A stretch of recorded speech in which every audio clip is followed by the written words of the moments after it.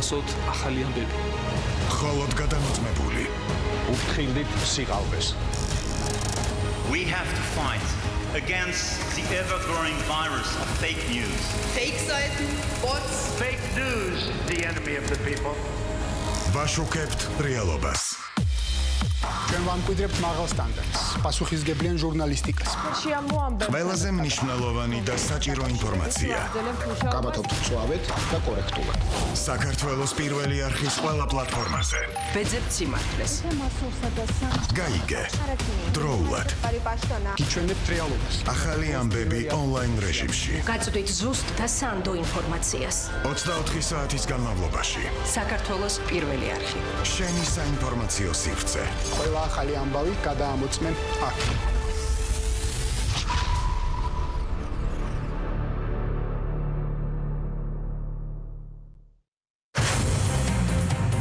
მარიამ ვაშაძე. მოამბე. 12-ზე და 15 საათზე.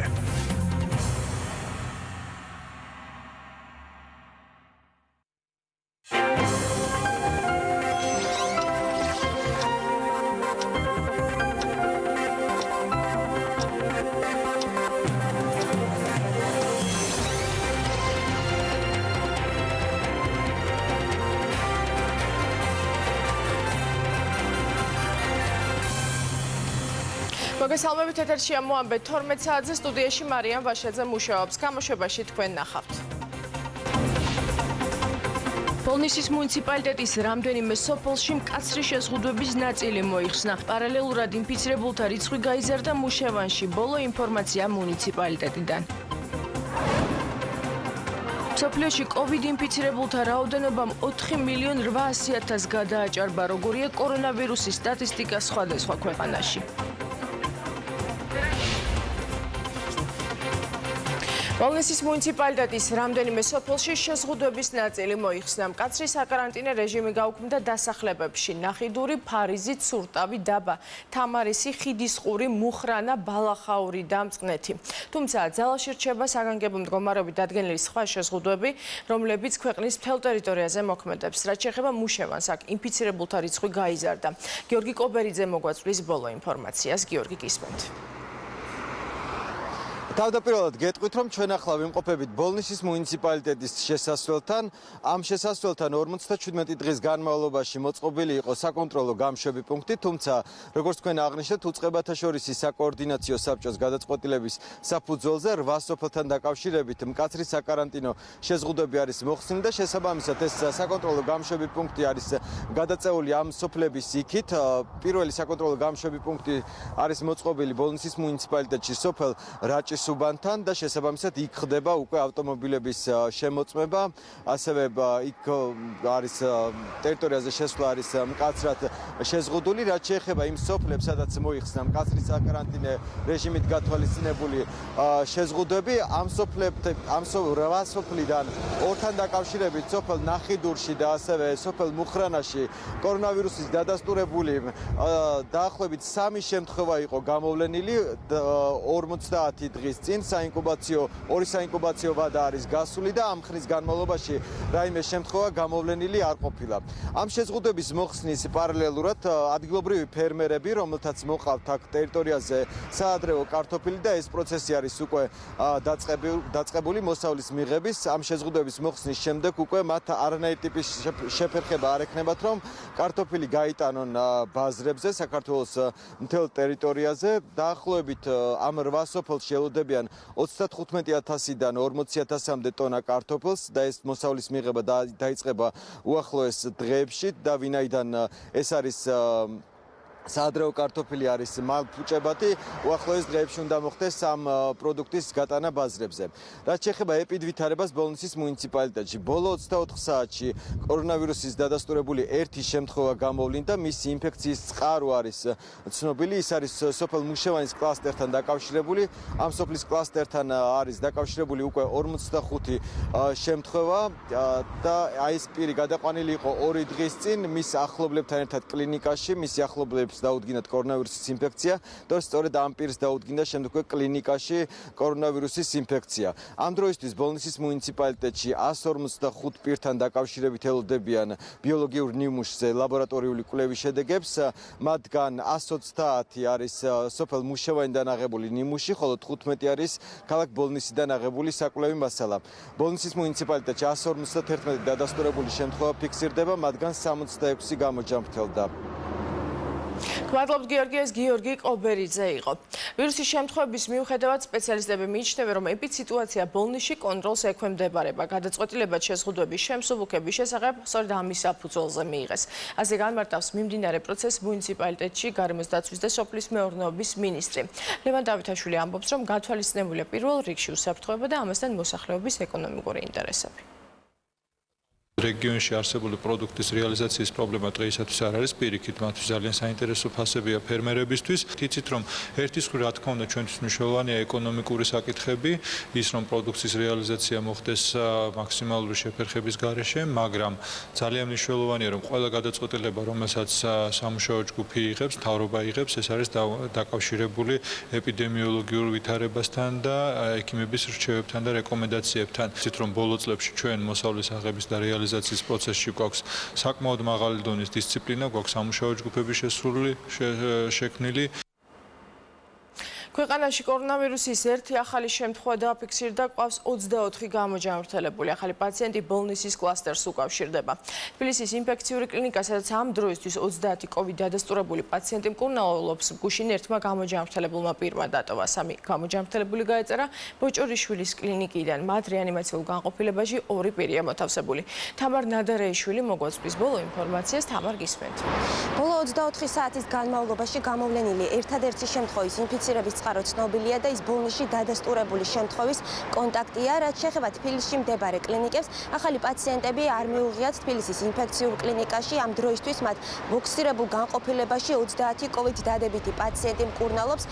თქვენ იცით, რომ აღნიშნულ კლინიკას ჰყავს 2 მძიმე პაციენტი, რომელსაც აღენიშნება ორმხრივი პნევმონია და როგორც კლინიკის სამედიცინო დირექტორმა მარინა ეზუგბაიამ განმარტა, მათი ჯანმრთელობის მდგომარეობა შეიძლება ითქვას, რომ მცირედით, თუმცა დასტაბილურდა, თუმცა მათ ამ დროისთვის გარკვეული პროგნოზების გაკეთება უჭირთ. კლინიკა ასევე გუშინ დატოვა ერთმა გამოჯამრთელებულმა პირმაც. ახალი შემთხვევა არის ბოლნისის დადასტურებულ შემთხვევასთან კონტაქტი.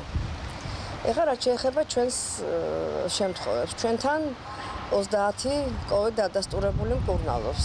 მდგომარეობა არ შეცვლილა. კვლავ 2 მძიმე პაციენტი ყავს მძიმე პნევმონიით, რომელთა მდგომარეობა არ გაუარესებულა ამ დღეების განმავლობაში, სტაბილურია და უმნიშვნელო გაუმჯობესება შეინიშნება და ვნახოთ მაგათი დინამიკა როგორი იქნება და ისე გადაწყდება პროგნოზირებაც. ახალი შემთხვევები არ აქვთ, თუმცა ძველი დადასტურებული შემთხვევიდან 2 პაციენტი სხვა კლინიკებიდან გადმოიყვანეს ბოჭორიშვილის სახელობის კლინიკაში, როგორც კლინიკის წარმომადგენელმა მაკასოლღაშვილმა აღნიშნა, აღნიშნული პირები გარკვეული პერიოდის განმავლობაში სხვა საავადმყოფოში აგრძელებდნენ მკურნალობის კურსს და მათგან ერთი ბოლნისის კლასტერს უკავშირდება. რაც შეეხება უშუალოდ მათ კლინიკის ბოქსირებულ განყოფილებას, ამ დროისთვის 42 COVID დადებითი პაციენტი ყავთ, მათგან 2 მოთავსებულია რეანიმაციულ განყოფილებაში და როგორც სოლღაშვილმა განმარტა, მათი მდგომარეობა არის სტაბილურად მძიმე, თუმცა არც ერთი მათგანი აპარატ დამოკიდებული არ არის. მათთან რჩება 4 საყურადღებო პაციენტი, კლინიკას კი დღეს 3 გამოჯანმრთელებული პირი დატოვებს. COVID-19-ის დადასტურებული დიაგნოზი აქვს 42-ს. 42-დან 10 ბავშვია, 2 პაციენტი აგრძელებს მკურნალობას რეანიმაციაში. გამოჯანმრთელება გვაქვს 3 პაციენტის. 2 დადასტურებული პაციენტის გადმოყვანა მოხდა ჩვენს კლინიკაში. დანარჩენი პაციენტებიდან 4 პაციენტი რჩება საყურადღებო, დარჩენილი პაციენტების მდგომარეობა საშუალო სიმძიმით განისაზღვრება. საიდან გადმოიყვანეს ეს 2 პაციენტი? ერთი ძველი შემთხვევაა და ერთი ბოლნისია. მიუხედავად ქვეყანაში გაუმჯობესებული ეპიდსიტუაციისა, როგორც სპეციალისტები აცხადებენ, ამან მოსახლეობას მოდონების საშუალება არ უნდა მისცენ, მათ უნდა დაიწყესონ თვითშეზღუდვები და ზედმიწევნით შეასრულონ მათ მიერ მთელი ამ პერიოდის განმავლობაში დაწესებული რეკომენდაციები. მადლობ თამარ ნადარეიშვილი საუბრობდა ღია ეთერში. რუხის მულტიფუნქციურ კლინიკაში ამ დროისთვის 10 COVID ინფიცირებული პაციენტი განაგრძობს მკურნალობას, ყველა მათგანის ჯანმრთელობის მდგომარეობა სტაბილურია. როგორც საავადმყოფოს კლინიკური დირექტორი აცხადებს, ამ პაციენტებიდან საყურადღებოა ხანდაზმული ქალის მდგომარეობა. 10 COVID ინფიცირებულიდან 6 პირის ზუგდიდელი, ტრაილერის მძღოლის ახლო ნათესავები და ოჯახის წევრები არიან. რაც შეეხება ცხელებით შეყვანილ პაციენტებს, დღეს 7-8 პაციენტის ბიოლოგიური მასალა გაიგზავნება ზუგდიდის ინფექციური საავადმყოფოს ლაბორატორიაში. კორონავირუსზე გამოსაკვლევად გუშინ 4 იყო გაგზავნილი და მათი პასუხები უარყოფითია. სულ რუხის საავადმყოფოში 23 პაციენტი მკურნალობს.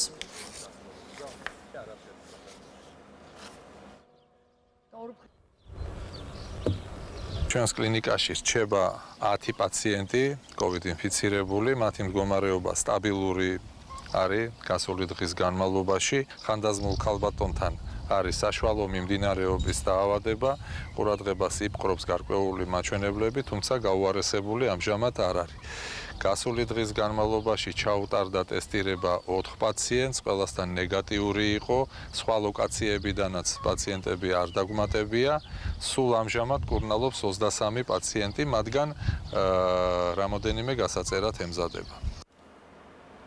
იაშვილის კლინიკის სამედიცინო დირექტორის განცხადებით, COVID-19-თან ერთად კიდევ 2 წელი მოგვიწევს ცხოვრება. პროფესორ ივანე ჩხაიძის თქმით, ივნისში, ივლისსა და აგვისტოში ვირუსი დაავადებულთა რაოდენობა მკვეთრად იკლებს, თუმცა ეს იმას არ ნიშნავს, რომ ვირუსი გაქრა, ამიტომ ჩხაიძე მოსახლეობას რეკომენდაციების დაცვისკენ მოუწოდებს. იაშვილის კლინიკის დირექტორის თქმით, შესაძლო რისკებთან დაკავშირებით რამდენიმე სცენარი არსებობს. პირველი სცენარით ეს პერიოდი იყო პიკი და შემოდგომა ზამთარში დაავადებულთა რაოდენობა იკლებს, ხოლო მეორე სცენარით ვირუსის მეორე და მესამე ტალღის შემთხვევაში დაავადებულთა უფრო დიდი რაოდენობა იქნება და შემთხვევების მატებას ნოემბრიდან უნდა ველოდოთ, რა დროსაც ვითარება შეიძლება სეზონური ვირუსის თანდართვამ გაართულოს, ამიტომ ექიმ მოსახლეობას ოქტომბრის ბოლოს სეზონური გრიპის ვაქცინაციისკენ მოუწოდებს. ვაქცინა დასუსტებული ვირუსი და მკვდარი ვირუსი. რამდენიმე თვე ალბათ იქნება შედარებით წყნარი. ეს არის ალბათ ივნისი, ივლისი, აგვისტო და სექტემბერი. ეს არის ის სტანდარტული პერიოდი, როდესაც საქართველოში რესპირაციული ვირუსული ინფექციების და იმედი გვაქვს, რომ ასევე ახალი კორონავირუსის შემთხვევები საერთოდ არ იქნება, ან იქნება ერთეული, მაგრამ ნოემბრიდან, ისე როგორც ჩვენი ბოლო წლების სტატისტიკა გვიჩვენებს, ალბათ უნდა ველოდოთ ამ შემთხვევების კიდევ უფრო მატებას. ასე რომ გრიპის ვირუსის შემთხვევები, რომელიც ნოემბრის თვიდან ჩნდება ხოლმე ლაბორატორიულად დადასტურებული, იქნება ის, რაც დაამძიმებს მდგომარეობას. მეტი ადამიანი გაიკეთებს გრიპის საწინააღმდეგო ვაქცინაციას, მით უფრო ნაკლები რისკი იქნება მძიმე და გართულებული შემთხვევების.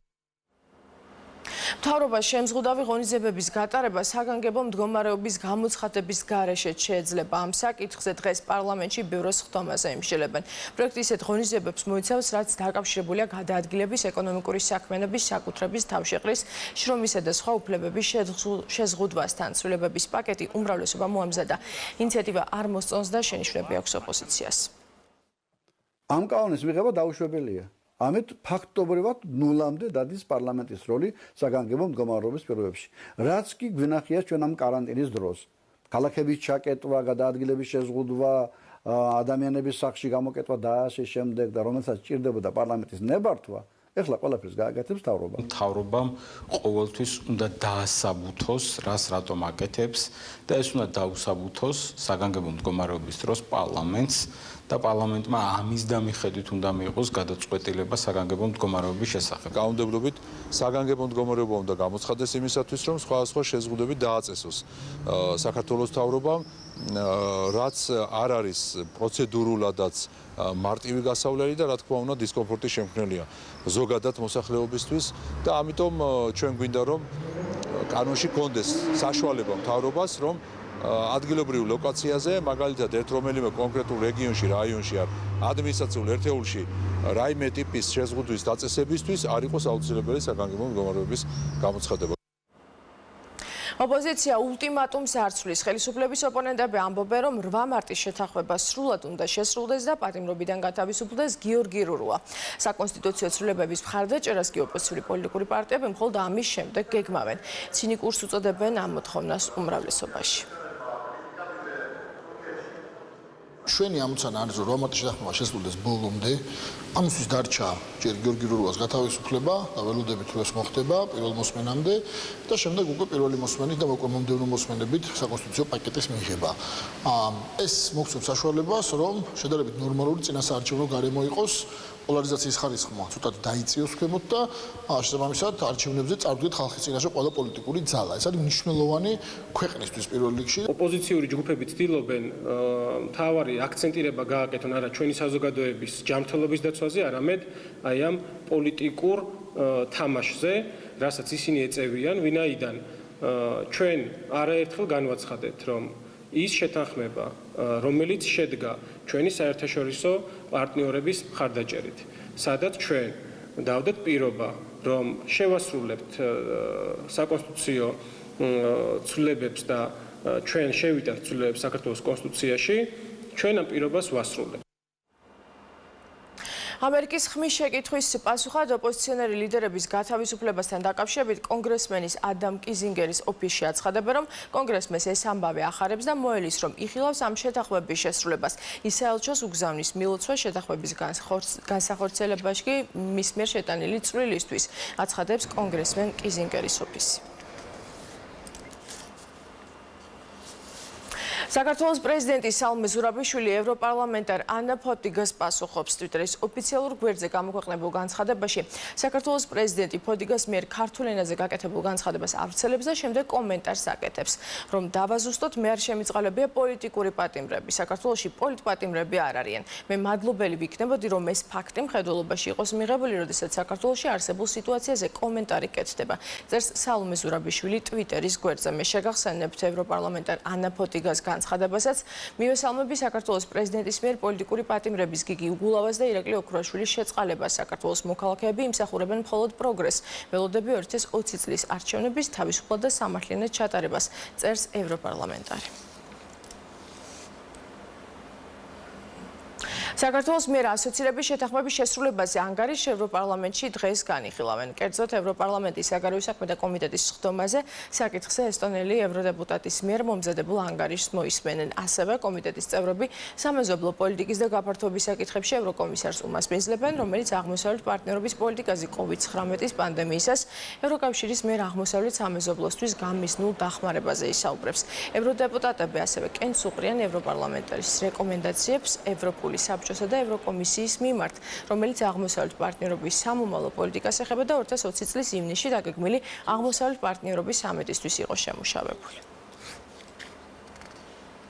მსოფლიო მასშტაბით ინფიცირებულთა რაოდენობამ 4.800.000 გადააჭარბა, გარდაცვლილია 318.000-ზე მეტი პირი. ამასთან პანდემიის დაწყებიდან დღემდე ვირუსი 1.780.000-ზე მეტმა პაციენტმა დაძლია. ინფიცირებულთა და გარდაცვლილთა რაოდენობა ყველაზე მეტია შეერთებულ შტატებში, სადაც გამოვლენილია 1.5 მილიონი დაავადებული. მათგან 90.000-ზე მეტი ვირუსს ემსხვერპლა. მეორე ადგილზე რჩება რუსეთი, ხოლო მესამეზე გადაინაცვლა ბრაზილიამ, სადაც გამოვლენილია COVID-19-ის 255.000 შემთხვევა, დაიღუპა 16.000 ადამიანი. ინფიცირებულთა რიცხვი იზრდება ინდოეთში, სადაც ბოლო მონაცემებით 100.000-ზე მეტი შემთხვევა ფიქსირდება. ევროპის ქვეყნებში ვირუსის შედეგად გარდაცვლილთა და დაავადებულთა რიცხვი ყოველდღიურად იკლებს. რამდენიმე ქვეყანამ შეზღუდვების შემსუბუქება უკვე დაიწყო. მათ შორისაა იტალია, ესპანეთი და დიდი ბრიტანეთი, რომლებიც ვირუსმა ყველაზე მეტად დააზარალა. შეერთებული შტატების პრეზიდენტი ამბობს, რომ ჯანდაცვის მსოფლიო ორგანიზაცია ჩინეთის მარიონეტია. მისი თქმით, ჩინეთმა მსოფლიოს კორონავირუსთან დაკავშირებით უამრავი ცუდი რეკომენდაცია მისცა. ამავე დროს ტრამპმა წერილით მიმართა ჯანდაცვის მსოფლიო ორგანიზაციის გენდირექტორს და პირობა დადო, რომ თუ ორგანიზაცია 30 დღეში შტატების მოთხოვნებს არ შეასრულებს, მაშინ ვაშინგტონი ორგანიზაციის დაფინანსებას საბოლოოდ შეწყვეტს. ამერიკა ითხოვს, რომ ჯანდაცვის მსოფლიო ორგანიზაციამ პანდემიის დროს დაშვებული შეცდომები აღიაროს და რეფორმა ჩაატაროს იმისთვის, ჩინეთზე დამოკიდებულება შეამციროს. ამასთან ტრამპმა აღნიშნა, რომ უახლოეს ხანში შეერთებულ შტატებში COVID-19-ის საწინააღმდეგო ვაქცინასთან დაკავშირებით მნიშვნელოვანი განცხადება გაკეთდება.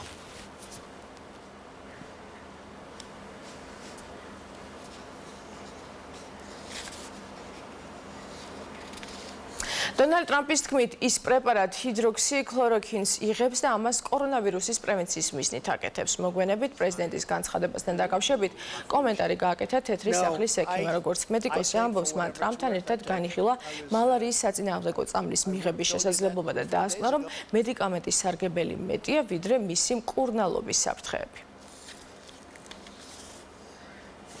საფრანგეთი და გერმანია კორონავირუსის შედეგად დაზარალებული ევროკავშირის წევრების დასახმარებლად 500 მილიარდი ევროს ფონდის შექმნის ინიციატივით გამოვიდნენ.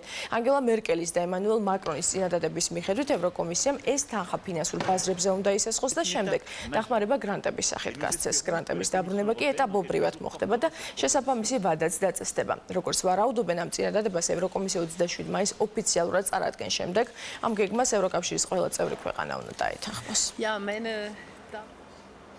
თურქეთის პრეზიდენტის განცხადებით ქვეყანაში სასწავლო პროცესი სექტემბერში განახლდება. მისივე თქმით, ხელისუფლებამ მიიღო გადაწყვეტილება რამადანის დასრულებამდე ქვეყანაში კომენდანტის საათი ამოქმედოს. ის ძალაში იქნება 23-დან 26 მაისის ჩათვლით. პრეზიდენტის ინფორმაციით 29 მაისიდან თურქეთში მეჩეთების ნაწილიც გაიხსნება. საბავშვო ბაღები აღსასდელებს 15 ივნისიდან მიიღებენ, ხოლო სკოლებში სასწავლო პროცესი სექტემბრიდან აღდგება. თურქეთში გასული 24 საათის განმავლობაში COVID-19-ის 1100 ახალი შემთხვევა გამოვლინდა და დაიღუპა 31 ადამიანი. საქართველოს კიდევ 99 მოქალაქე დაბრუნდა სამშობლოში ლარნაკა ბათუმის სპეციალური რეისით. მგზავრება სამეცნიერო შემოწმება აეროპორტში გაიარეს. მოგვიანებით კი ისინი სპეციალურად გამოყოფილი ავტობუსებით სასტუმროებში მოწყობილ საკარანტინე სივრცეებში გადაიყვანეს, სადაც ისინი 14 დღიან სავალდებულო კარანტინს გაივლიან და 24 საათიანი სამეცნიერო მეთვალყურეობის ქვეშ იქნებიან. პოლიტიკური გაერთიანება ლელო ონში ჰესების კასკადის მშენებლობას აპროტესტებს. დღეს გამართულ ბრიფინგზე ლელოს წარმომადგენლებმა საფრთხეებზე ისაუბრეს. მათი თქმით, ენერგოდამოუკიდებლობა მნიშვნელოვანია, თუმცა მასშტაბური ინფრასტრუქტურული პროექტები საერთაშორისო ექსპერტების დასკვნების საფუძველზე უნდა დაიგეგმოს მოსახლეობის თანხმობით. ისინი არსებული საექსპერტო დასკვნებს არ ენდობიან. ლელო ასევე გამოდის ინიციატივით, რაჭის დაცულ ტერიტორიებს ეროვნული პარკის სტატუსი მიენიჭოს. ჩვენ არ ვართ ზოგადად მასშტაბური ინფრასტრუქტურული პროექტების, მათ შორის ენერგეტიკული პროექტების წინააღმდეგი, მაგრამ გამოვდივართ რა მოსაზრებიდან მართებული ჰესი, მართებულ ადგილას საგანგაშოდ მივიჩნევთ ამ წლის 17 მარტს საქართველოს გარემოს დაცვისა და სოფლის მეურნეობის მინისტრის მიერ პანდემიის პირობებში რამდენიმე დღით ადრე საგანგებო მდგომარეობის გამოცხადებიდან გაცემულ ნებართვას ონის რაიონში ჰესების კასკადის მშენებლობასთან დაკავშირებით. დასკვნა, რომელიც თან ერთვის კულტურული მემკვიდრეობის შესახებ პროექტს, ცხადყოფს, რომ არ ჩატარებულა არანაირი მოკვლევა, არ არსებობს ექსპერტთა შეფასება და ტექსტი მხოლოდ ეყრდნობა გარკვეულ ლიტერატურას. აღსანიშნავია ისიც, რომ დასკვნის შემთხვევაში ჩვენ არ დავჯერდებით მხოლოდ რომელიმე სახელმწიფო ინსტიტუციასთან აფილირებული ექსპერტების დასკვნას, ვინაიდან ექსპერტი უნდა იყოს დამოუკიდებელი ნებისმიერი სიპისგან. აქედან გამომდინარე, საქართველოსთვის ითხოვს დამოუკიდებელი ექსპერტების დასკვნების წარმოდგენას. კომენდანტის საათის დროს სამართალდამცველების მხრიდან მოქალაქეების გაფრთხილება ფიზიკური დაპირისპირებით დასრულდა. შემთხვევა ქუთაისში გვიან ღამით მოხდა. პოლიციელებსა და ნიკეს ქუჩაზე არსებული სოციალურ საცხოვრისში მცხოვრებ მოქალაქეებს შორის ფიზიკური დაპირისპირება მას შემდეგ დაიწყო, რაც შენობის გარეთ მყოფ ახალგაზრდებს პოლიციამ შენობაში შესვლისკენ მოუწოდა, რასაც ჯერ სიტყვიერი, მოგვიანებით კი ფიზიკური დაპირისპირება მოყვა. სოციალური საცხოვრისის ბინადრები საქართველოს პირველ არხთან ამბობენ, რომ პოლიცია თავს დაესხა მოქალაქეს, რასაც მათი მხრიდან საფასუხო რეაქცია მოყვა. ამ წუთებში რამდენიმე მოქალაქე ქუთაისში პოლიციის განყოფილებასთან იმყოფება. მათი თქმით, ისინი ინციდენტის შემდეგ 21 წლის ახალგაზრდის პოვნეს და ინციდენტის დროს დაშავებული არასრულწლოვანი გოგონას გამო გამოძიების დაწყებას ითხოვენ. დააშავეს რომ იყვნენ გარეთ, დამაჯარიმე გამიშვი. ამგეს მე შელაპარაკება მოხდა რა, იქან ამგეს გინება დაუწყია პოლიციელებს, იგივე ხელების წამოსულა იგი და დაგავებული არც ერთი არ ვიცი, ჩემი შვილიშვილი ვერ ვნახე. კომენდანტის საათი იყო და ვერ გამოვედით გარეთ და 6 საათიდან ვეძებ ბავშვს. ამ ბიჭს და ვერ ვნახე ვერსად. დაურიგებიათ კი. უთქვიათ შედი შიგნით არ შესულა. მე რაღაცა შელაპარაკება მოსვლიათ რაცხა და მე გადევიდან ხელებით. თავშია გნარტყმევი, კისერშია გამბიჩ ნარტყმევი. ცოტნე გამსახურდია მკვლელობის, მცდელობის და დანაშაულის შეუტყობინებლობის საქმეზე სასამართლოს სხდომა მიმდინარეობს. პროცესი დისტანციურ რეჟიმში წარიმართება. სხდომა მოსამართლე მხარეებს ვიდეოზარის მეშვეობით დაუკავშირდება. დისტანციურ სხდომაზე, რომელსაც მედია ვერ ესწრება, დაცვის მხარე აკვეთი ღონისძიების პატიმრობის შეცვლას მოითხოვს. პირველ არხთან საუბრისას ადვოკატმა აღნიშნა, რომ პატიმრობის გაგრძელების ფორმალური საფუძველი და საფრთხე არ არსებობს. ასევე დღეს სხდომაზე მტკიცებულებების დასაშვებობაზე უნდა იმსჯელო, რის შემდეგაც საქმე უკვე არსებით განხილვაში გადავა. ცოტნე გამსახურდიას დაჭრის ფაქტზე 5 პირია დაკავებული. გამსახურდიას განსახმრელობის, მცდელობის და დანაშაულის შეუტყობინებლობის ბრალდები დაკავებულ 4 პირს სასამართლომ აკვეთის ღონისძიების სახით პატიმრობა შეუფარდა, ერთი პირი კი სასამართლო დარბაზიდან გათავისუფლდა. დიდი ოდენობით ნარკოტიკული საშუალების უკანონო შეძენა შენახვის ბრალდებით ბათუმში 1992 წელს დაბადებული პირი დააკავეს. სამართალდამცველებმა ბათუმში საკარანტინო ზონაში მოთავსებული ბრალდებულის დროებითი საცხოვრებლის სასტუმროს ნომრის ჩხრეკისას ნარკოტიკული საშუალება მეტადონის 10 აბი და 5 აბის ნატეხი თვითმტკიცებად ამოიღეს. დანაშაული 5-დან 8 წლამდე თავისუფლების აღკვეთას ითვალისწინებს.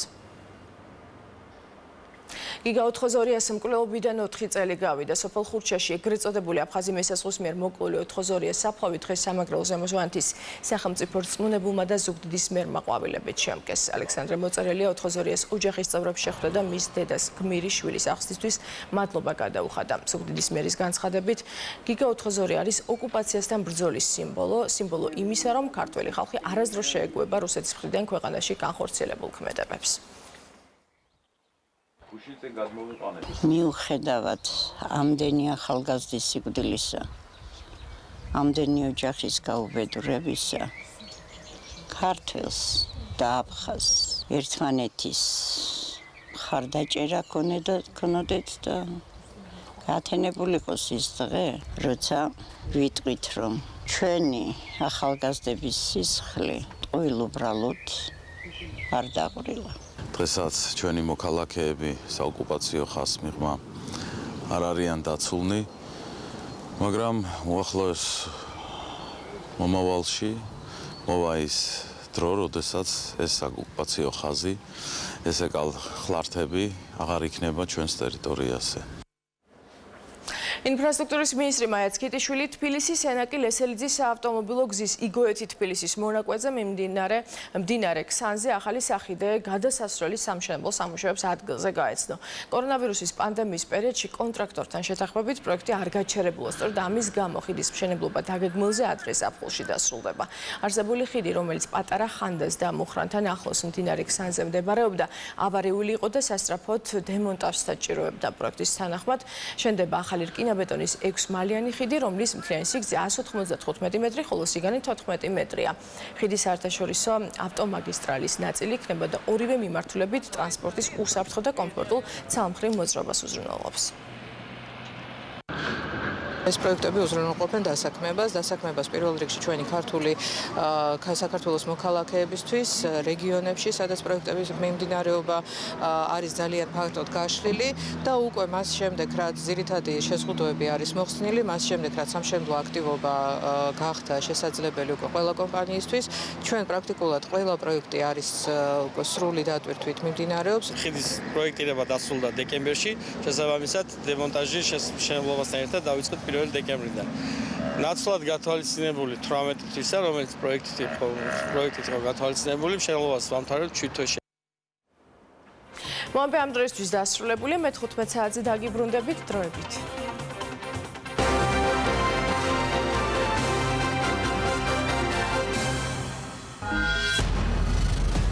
თქვენ გაქვთ უფლება იცოდეთ სიმართლე. მხოლოდ ნამდვილი.